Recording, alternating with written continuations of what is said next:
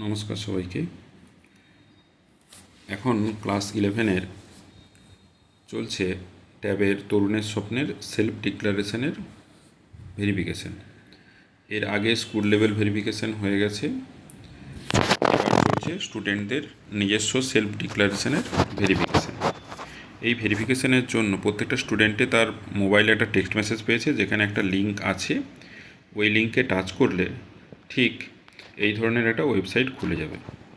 তো ঠিক এই ধরনের ওয়েবসাইট খুলে যাবে, যেখানে ঠিক এই ধরনের অপশান আসবে, যেখানে আইডিটা অটোমেটিকলি পড়ে যাবে এবং সেন্ড ওটিপি অপশান আসবে। তাহলে এখানে এসে নেক্সট স্টেপ হলো সেন্ড ওটিপি অপশান দেবে।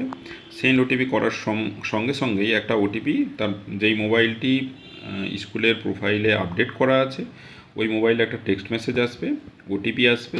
ওই ওটিপিটা এখানে দিলে তারপর নেক্সট স্টেপ সে তার নিজের ইনফরমেশান সব দেখতে পাবে। এই স্টেপটি খুব ইম্পর্ট্যান্ট। এখানে এসে প্রত্যেকটা জিনিস খুব ভালো করে চেক করতে হবে। তার নাম, তার বাবার নাম, তার অ্যাকাউন্ট নাম্বার, বিশেষ করে অ্যাকাউন্ট নাম্বার, আইএফএসসি কোড, এটা খুব ভালো করে চেক করতে হবে যে আমার যা কিছু ইনফরমেশান স্কুলে জমা করেছিলাম সেগুলো সব এখানে ঠিক আছে কিনা। যদি ঠিক থাকে তাহলে নেক্সট স্টেপে যাবে, না হলে কিন্তু এখান থেকে এইখানে এসে যদি ঠিক থাকে তাহলে আই অ্যাকসেপ্ট দ্য ডিক্লারেশন, আর যদি না ঠিক থাকে I do not accept the declaration. যদি সব ঠিক থাকে তাহলে অ্যাকসেপ্ট করে নেবে, যদি না ঠিক থাকে তাহলে আই ডু নট অ্যাকসেপ্ট করবে। তো ডু নট অ্যাকসেপ্ট করার আগে একবার স্কুলে এসেও যোগাযোগ করে নেবে। তো যদি সব ঠিকঠাক থাকে তাহলে আই অ্যাকসেপ্ট করে কন্টিনিউ করবে। কন্টিনিউ করার পর এখানে আধার নাম্বারটা আরেকবার তাকে দিতে হবে, স্টুডেন্টের অবশ্যই। আধার নাম্বার দেওয়ার পর নিচে কন্টিনিউ করবে। করার পর আবার একটা আধার ওটিপি আসবে, আধার ওটিপি দিয়ে দিলেই নেক্সট ভেরিফিকেশান হয়ে যাবে।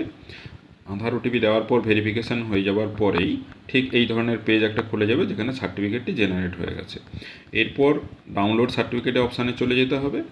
ঠিক এখানে এসে এই ধরনের দুটো সার্টিফিকেট সঙ্গে সঙ্গে স্টুডেন্ট তার মোবাইলে দেখতে পাবে। তো একটা হচ্ছে গভর্নমেন্টের সার্টিফিকেট, আর একটা সার্টিফিকেট যেখানে পুরো লেখা থাকবে যে তার পুরো ইনফরমেশানটা। নেক্সট, এবার ধরো কেউ মোবাইলে মেসেজ পাচ্ছে না, বা কেউ হয়তো তার যে মোবাইলটি আছে সেটা হচ্ছে স্মার্টফোন নয়, বা কারো মোবাইলে যে হচ্ছে গিয়ে মোবাইলটি দেওয়া আছে স্কুলে সেটা হয়তো তার কাছাকাছি নেই, মানে হয়তো বাইরে আছে, কেউ সেখানে আছে, তাহলে কোনো অসুবিধে নেই। যে কোনো মোবাইলের ব্রাউজারে যাবে, ধরো আমি গুগলে গেলাম, সেখানে জাস্ট আমি সার্চ করলাম যে তরুণের স্বপ্ন স্কিম সেলফ ডিক্লারেশন বলে সার্চ করলাম, দেখবে একটা গভর্নমেন্টের ওয়েবসাইট পেয়ে যাবে, তরুণের স্বপ্নের ওয়েস্ট বেঙ্গল গভর্নমেন্টের একটা ওয়েবসাইট পেয়ে যাবে। জাস্ট ওখানে গিয়ে ওই ওয়েবসাইটটা খুললেই প্রথমেই আছে এখানে স্টুডেন্ট লগ ইন, ওপরের দিকে স্টুডেন্ট লগ ইন আর অ্যাডমিন লগ ইন। তো স্টুডেন্ট লগ ইনে ক্লিক করবে, করার পর এখানে তোমাকে ম্যানুয়ালি তোমার স্টুডেন্ট কোডটা দিতে হবে। স্টুডেন্ট কোডটা স্কুল থেকে বা যেখান থেকেও কালেক্ট করে নেবে। তো স্টুডেন্ট দেওয়ার সঙ্গে সঙ্গেই এখানে সেন্ড ওটিপি অপশানে দেবে। দেওয়ার সঙ্গে সঙ্গেই তুমি অটোমেটিকলি ঢুকে যাবে যে তোমার ওখানের যে আগের যে পুরো এটা দেখালাম ইনফরমেশানটা, সেইখানে তুমি পুরোটাই ঢুকে যাবে, যে তোমার যা যা তথ্য ওখানে সব ডিক্লারেশন করতে পারবে।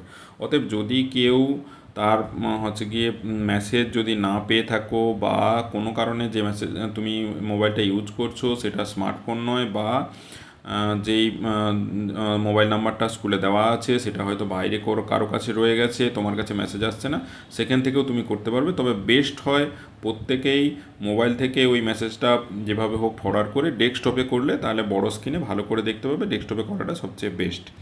ঠিক আছে, ওকে, ধন্যবাদ।